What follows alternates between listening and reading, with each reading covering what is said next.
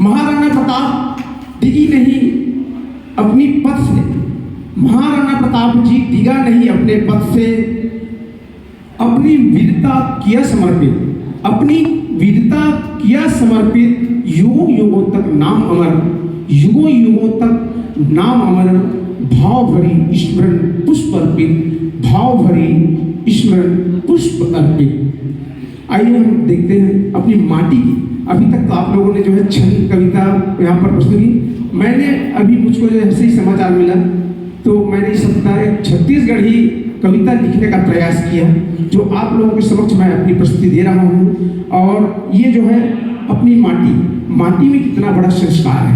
हम माटी की संस्कृति से जुड़े हुए हैं और माटी में हमारा अस्तित्व है, और माटी की अस्तित्व जो है हमारे जीवन के लिए जन्म से लेकर मृत्यु तक के जो है बहुत बड़ा है।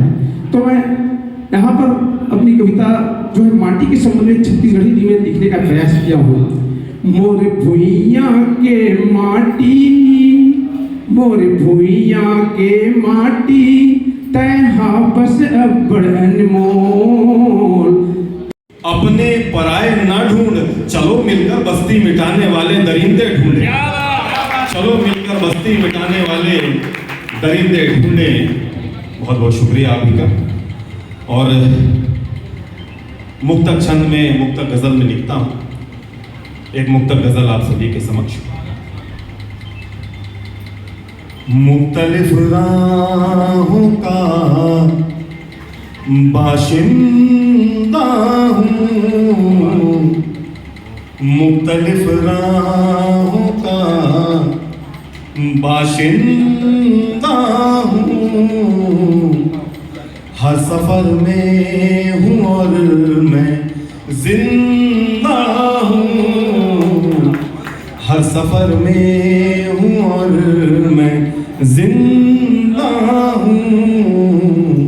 मुख्तलिफ राहों का यूं खड़े होकर मुझे आवाज न दे, यूं खड़े होकर मुझे आवाज न दे। मैं ज़मीं पर नहीं, मैं ज़मीं पर नहीं, मैं परिंदा हूँ। मैं ज़मीं पर नहीं, मैं परिंदा हूँ।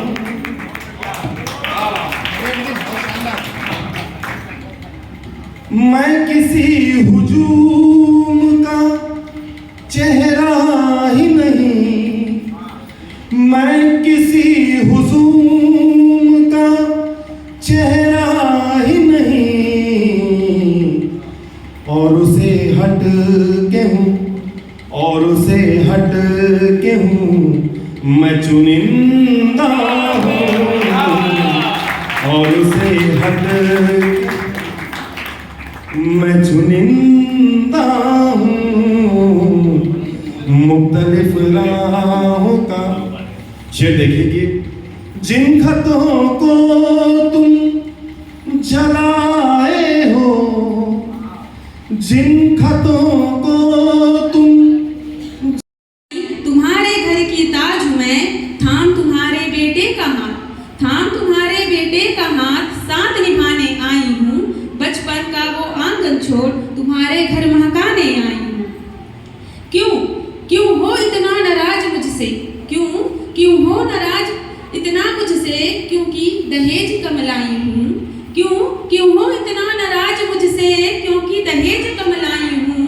या है नाराजगी इस बात पर कि मैं एक बच्चा नहीं दे पाई हूँ, या है नाराजगी इस बात पर कि मैं एक बच्चा नहीं दे पाई हूँ।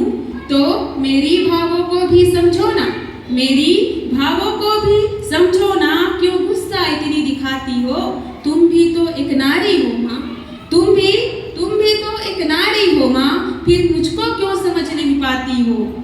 मेरी भावों को भी समझो ना, क्यों गुस्सा इतना दिखाती हो, तुम भी तो एक नारी हो माँ, फिर मुझको समझ क्यों नहीं पाती हो। सोचो अगर नाराजगी दहेज से है, सोचो अगर नाराजगी दहेज से है तो एक बाप ने गुड़िया सौंपा है तुम्हें। सोचो अगर नारायण इस कार्यक्रम के बारे में बताएंगे। जय भवानी जय श्री राम। आज महाराणा प्रताप सांस्कृतिक एवं कला परिषद की ओर से प्रदेश स्तरीय कवि सम्मेलन का आयोजन, और पहली बार ऐसे प्रतिभाग से हम सब मुखातिब हुए कि दिल खुश हो गया। एक बहुत ही अच्छा कार्यक्रम, और समसामयिक विषयों पर, चाहे महाराणा प्रताप जी के विषयों पर कई लोगों ने प्रस्तुति दी, और मैं सभी, किसी एक का नाम नहीं दूंगा, सभी एक से बढ़कर एक थे।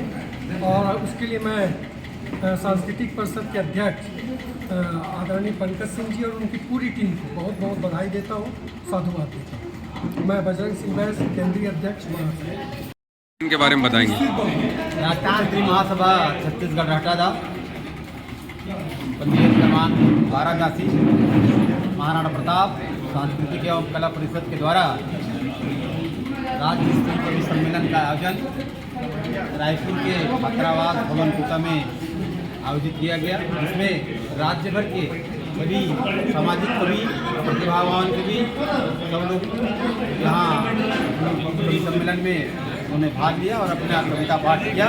इसमें सभी विधाओं में उन्होंने महाराणा प्रताप से संबंधित अन्य विधाओं में सबने अपने अपना कविता पाठ का वाचन किया। बहुत ही बढ़िया आयोजन रहा। हम सबका ये पहला प्रयास है, भविष्य में भी इस प्रकार की जो गतिविधियाँ हैं होनी हैं। इसके लिए मैं महासभा के सम्मानीय अध्यक्ष जी और महासभा को भी धन्यवाद ज्ञापित करता हूँ। उनका मार्गदर्शन और सहयोग हमेशा इस परिषद को मिला है। कहाँ से कवि आए थे, आयोजन पूरे छत्तीसगढ़ से सभी जगहों से करीब करीब 20 कविगण उपस्थित हुए थे। क्या आपका नाम पद? मेरा नाम पंकज सिंह राजपूत, अध्यक्ष सांस्कृतिक एवं कला परिषद महासभा 12।